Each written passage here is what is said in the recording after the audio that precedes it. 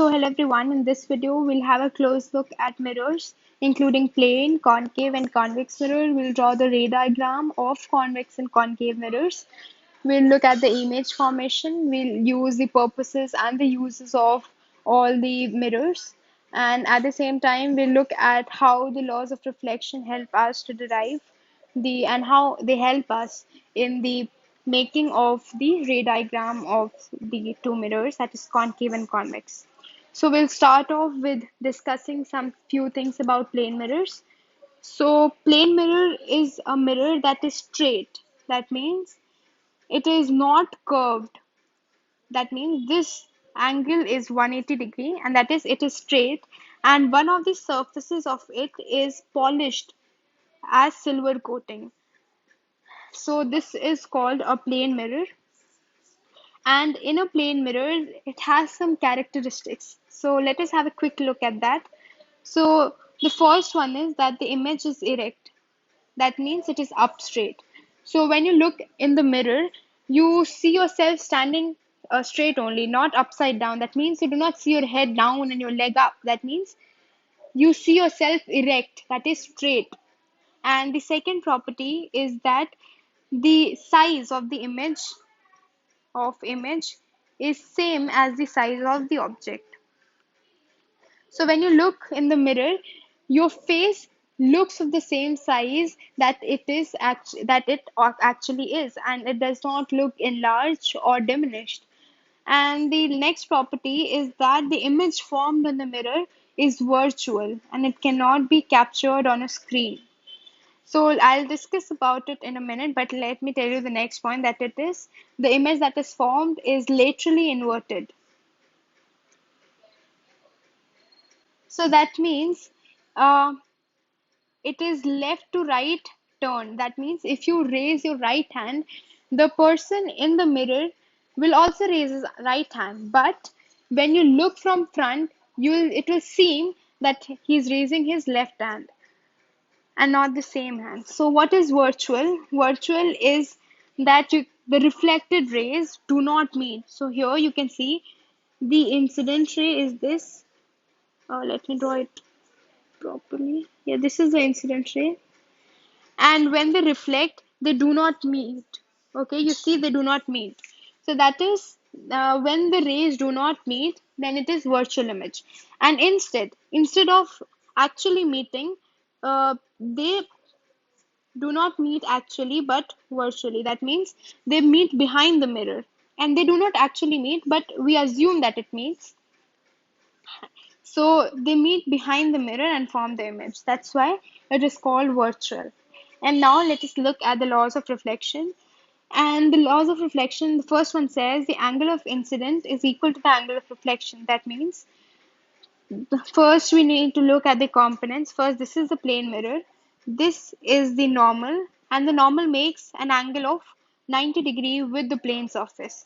So when there is a incident ray and there is a reflected ray, so the angle that the incident ray makes with the normal is the same angle that is made by the reflected ray with the normal. That means this angle is equal to this angle, and that is the first law of reflection. That is, angle of incident is equal to angle of reflection. And this is not only true for a plane mirror, but it is also true for all kinds of mirror, may it be concave, convex, anything. The second is the incident ray, the reflected ray, and the normal are all in the same plane. So that means here you see the incident ray, the normal, and the reflected ray, they all are at the same plane, that they meet at the same plane. So this also is true for all kinds of mirrors. Now let us look at what are concave and convex mirrors. You can take reference from this picture, but I'll prefer to draw on my own. So here, if you see uh, a mirror that is bent, so the side that is bent inward, that is called the concave side. And the one that is bulged outside, which has a bulge on the outside, is called the convex. Okay, so you see that much. And when the concave side is polished or has that silver lining, and then this is called a convex mirror. And on the other hand, when when the convex side has that silver lining, then it is called a concave mirror. Okay, so I think that much is clear. And now let us have a quick look. In the concave mirror, the outer side of the spherical mirror will be reflecting. That means the outer side will be reflecting, and in the convex mirror, the inner side of the spherical mirror will be reflecting. The concave mirror will form a virtual or real image. A convex mirror will only form an erect and virtual image. So these points you'll understand as you further move with the video, because I'll explain this as we move further on. Based on the placement of the object, virtual or real image will be formed. Convex mirror only forms virtual erect image irrespective of the position of the object. Okay, so now to understand this better, we need to look at the ray diagram of all of them. So before we move on to look at the ray diagrams, we need to be familiar with specific terms. So if this is a spherical mirror. So if you complete the spherical mirror, the missing part, you'll see that it forms a circle, and a circle has a center. So in this case, the center is called the center of curvature, and the point that is the middle of this spherical mirror, that is called the pole, and the distance between the center of curvature and the pole, it is called radius of curvature. And when you divide the radius of curvature by 2, you get the focal length. Okay, this is the focal length. You get the focal length, and this is the focal point. So these are the points you need to keep in mind. And the line that passes through the pole and the center is called the principal axis. And the same is with the convex mirror, where you can see that it has a center of curvature, it has a focus, it has a pole, principal axis, and radius of curvature. So now you need to keep all of these in mind and need to know it before we move on with the video. Okay, so now let us look at the ray diagrams, not ray diagrams, but some conventions. So to know this, you need to keep the laws of reflection in mind, especially the first one, that is angle of incidence is equals to angle of reflection. So here you see in this one, this is the normal, and in any mirror, specifically in concave or convex mirrors, the normal always passes through the center. You need to keep this in mind, that in convex and concave mirrors, the normal always passes through the center. Okay, so here this is the incident ray, and it makes an angle with the uh, normal, which is equal to the angle which the reflected rays makes with the normal. So that is it. Okay, so now the first convention is that when an incident ray is parallel to the principal axis, then it passes through the focal point. Okay, so the focal point is half of the center of radius of curvature. Okay, so when an incident ray is parallel to the principal axis, then it passes through the focal point. Okay, this is the first one. Second one is the inverse of it. Okay, it says when an incident passes through the focal point, then it is parallel to the principal axis. Okay, so if you remember any of them, you'll be able to remember the other one automatically because they are inverse. That means let me repeat it for you. When the incident ray passes from the focal point, then it is parallel to the principal axis. Okay, and the third one is when a ray passes through the center, then it retraces its way back because the normal is always from the center. Okay, so in this case, the normal is this itself, and the incident ray is, wait, let me draw it for you. Okay, in this case, this is the center, and this is the principal axis. This is center, this is principal axis. Okay, and this is the mirror. So now, if this is a normal in this case, and the incident ray is just tracing the normal's way, so here the angle between the normal and the angle between the angle that is formed between normal and incident, it is zero because the incident ray is tracing the way or the path of the normal ray. So that means the angle that the reflected ray will make with the normal will also be zero. That means angle of reflection will also be zero. That means the reflected, okay, this was the incident ray. That means the reflected ray will also trace back the same path.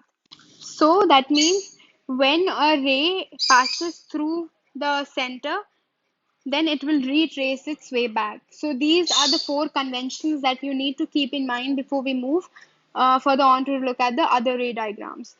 So first we'll look at the concave mirror ray diagrams. So there are some things or okay. So so first we need to look at what all possibilities are there. So there are basically six possibilities we'll come across. Okay. First is when the object is at infinity. Second is when the object is at fixed distance, which is between infinity and center. Third is when the object is at center. Fourth is when the object is between center and focus somewhere here. That is center and focus. Next is when it is at focus. When it is at focus. And the last one is when it is between focus and the pole. So here there are six possibilities. We'll look at all of them one by one. Okay. So the first one is when the object is at infinity. So when the object is at infinity, it seems that all the rays that are coming are parallel to, this is the principal axis. This is, okay, this is the principal axis. All the rays that are coming are parallel to the principal axis. And we had looked at all the incident rays which are, or any ray that is parallel to the principal axis, it passes through the focal point. Okay, that's so these rays will converge and they will meet at the focal point. And I'm sure you all are aware that the concave mirror converges the rays and the convex mirror diverges the rays. I'm sure you all are clear with your basics, okay? So here, what type of image will be formed, okay? First is the position of the image. So the position is that it is formed as the focus. Second is it is highly diminished, okay?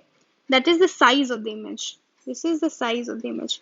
So the size of the image is highly diminished because if you see the object's real size is this big, but here the object size that will capture on the screen will only be this big. So that means the size is highly diminished. That is, it is very small. Third is that it will be real. That is the nature of the image. The nature of the image will be real because the reflected rays are meeting at a point. Okay. And the fourth will be whether the image is erect, that is up straight, or whether it is inverted. So here the image is up straight. Okay. Now the second case is when the object is at a specific distance and it is between infinity and the center. So here you can see the rays, if you draw the rays, one could be it is parallel to the principal axis, second could be that it is passing through the center, and the third could be that it is passing through the focus. So only three possible ways are like three standard rays that you can draw of these what we have looked. So when it is parallel, we all know that it will pass through the focus. When it is passing through the focus, we know it will be parallel. And when it is passing through the center, we know it will retrace its way back. Okay.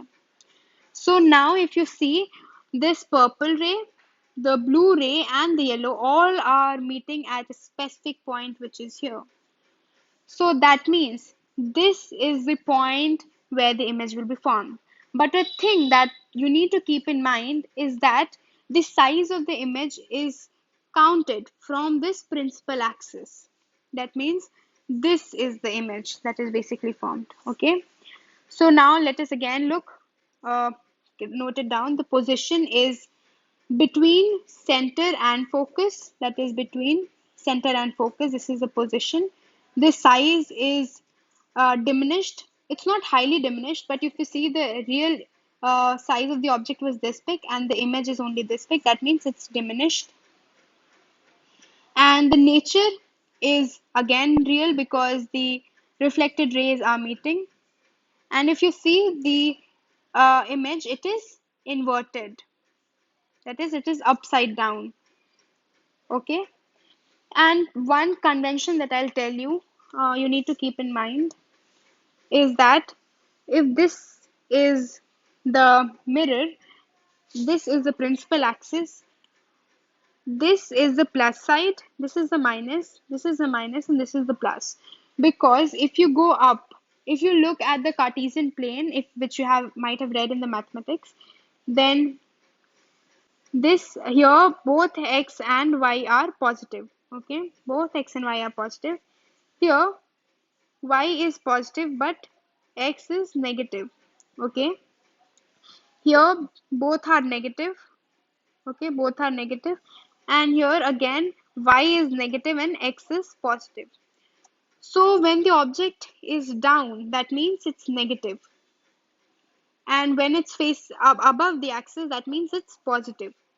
And in the same way, if the object is towards the left of the mirror, then it's positive and the distance will be positive. And if it is towards the right of the mirror, then the distance of the object from the mirror will be negative. So let me tell you this again.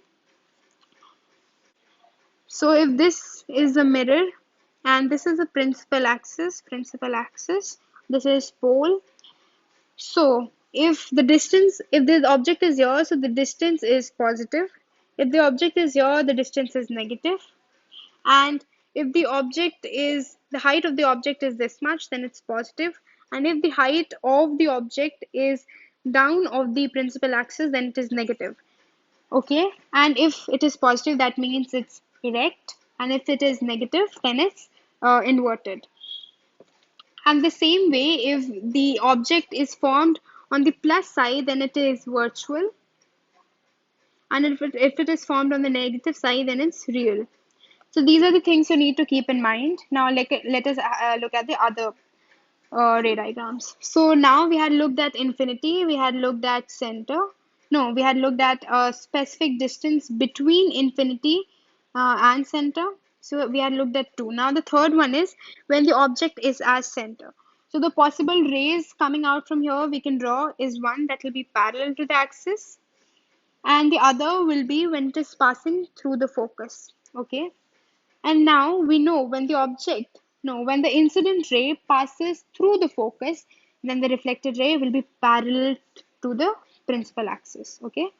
And the thing that when it is parallel to the principal axis, then it will pass through focus. Okay. So now you see the point where the reflected rays meet is this. And to your amusement, this point is just below the center. That means here the image position is just at the center. Okay. The size of the image is the same. You see, this size is same. So the size is same. Next is whether it is erect or inverted. So here you see it is below the principal axis. That means it is inverted. And the last thing is that whether it's real or it is not real. So it is real, we all know, because the reflected rays are meeting. The next one is when the object is, now we have also done at center, now we'll do at between center and focus. So when the object is between center and focus, so here's the object, the possible rays we can draw is one that is parallel to the focus, the other is when it is passing through the focus, and one is that when it is passing through the center. So here if we extend this ray, we'll notice that it is passing through the center. So now let use the conventions that we had read. That first is when it is passing through the center, it will retrace its way back. So this one, this is the first ray. The second one is when it is parallel to the principal axis, it will pass through the focus. Okay, so this is the reflected ray. And the third one, which we had read, is that when it is passing through the focus, then it is parallel to the principal axis. Okay, so this is the reflected ray. So here you, if you again notice, all of them are meeting here. So any possible ray that you draw will, all of them will meet here. So that means this is the place where the image will be formed. So what is the position of the image? It is beyond C. Okay, so it is beyond C. Second is what is the size of the image? So until now we had looked that the size was either the same or small, but here if you look, the size has increased. Here the size was only this big, but now we can see the size has enlarged. So that means the size of the image is enlarged. Okay. And the next is whether it's inverted or is it erect. So it's again inverted because it's below the principal axis. So it's inverted. And the last one is whether it's real or it's virtual. So we know that all of these are meeting at the same point, that is the reflected rays are meeting, so it's real. So now look at the two left cases. We had looked that there are six possible cases. We have already looked the four of them, and now this is the fifth one when the object is at focus. So the possible rays we can draw from here are, one is the parallel to the principal axis, the second that will pass through the uh, through the center if we'll extend it, and yes. So if you look, a ray that is passing through the center, it retraces its way back. And the second one, if it is parallel to the principal axis, then it passes through the focal point. So if you look, these reflected rays are nowhere meeting here. So if you, the point where they meet is at infinity. So they will meet at some or the other point, but it is too far away. So that's why we call it at infinity. So here the position of image is at infinity. Whether the image is enlarged or not, so it is enlarged. So size is enlarged. Next is whether the image is erect or whether it's real. So first, if we look in the real or erect virtual form, so it's real. And whether the image is erect or it is uh, inverted. So here also it's inverted. It's not erect because wherever the image will be formed, it is below the axis, the x-axis.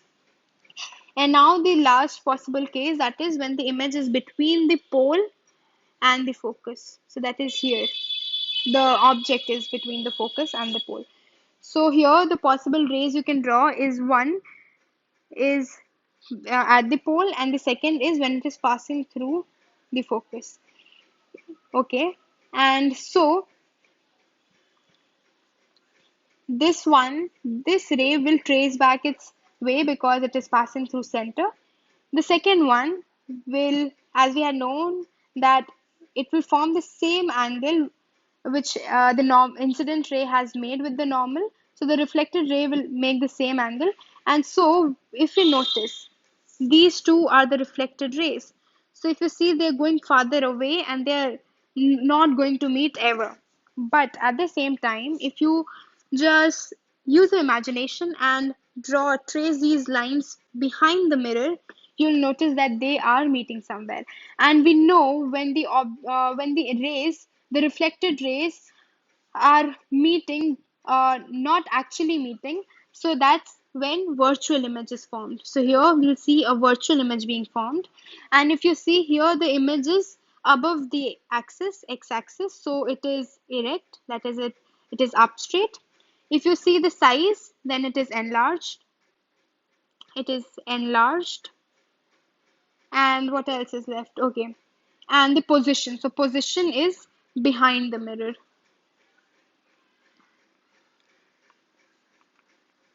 Okay, so these were the six possible cases. Now, in the case of a concave mirror, so this is the summary. So when the object is at infinity, we see that the position of the image it has is at focus. You can go back, go through it on your own. Just let me remind some special cases. The one that are exceptions. That means when the object is between P and F, that is the only time when a virtual image is formed and an erect image is formed. And okay, so this is an exceptional case. And the next one is the only case when the object is formed at the focus or is highly diminished is when the object is at infinity. Okay, so these were the two cases, and now look at the convex mirror. So in the convex mirror, we can only see two possible cases. One is when the object is at infinity, and second is when the object is between infinity and pole, because the center and focus lie on the other side of the surface, that is on the other side of the mirror and not on this side. So here only two possible cases we can come across. Okay, so now first let us look at when the object is at infinity. We know when the object is at infinity, then the rays that are coming are parallel to the principal axis, and in a convex mirror, it diverges the rays, so it will diverge. Okay, and the next thing is we can notice if we extend these rays behind the mirror, we'll notice that they meet at the focus. So the convention that we had talked that whenever a ray is parallel to the principal axis, it will pass through focus is not violated here, because still, although it's meeting behind the mirror, but the rays are meeting at the focus. So the position of the image is at focus. The size of the image is highly diminished. The is it erect or it's inverted? It's erect. The nature of the image, so it's virtual, because the reflected rays themselves are not converging at a point or meeting at a point. The second one is when it has is at a specific distance. So here the two, one ray can be parallel to the principal axis, and the other is that will it will pass through center. Okay, so we know when it will pass through center, it will retrace its way back, and the time when it is parallel, it will pass through focus. So if you extend, it will pass through focus, and this one it will pass through center. So here if you see, this is the point where both of them meet. So this point is between pole and focus, and so the position is between pole and focus. The size of the image, if you see, it has been diminished in comparison to this, so it's diminished.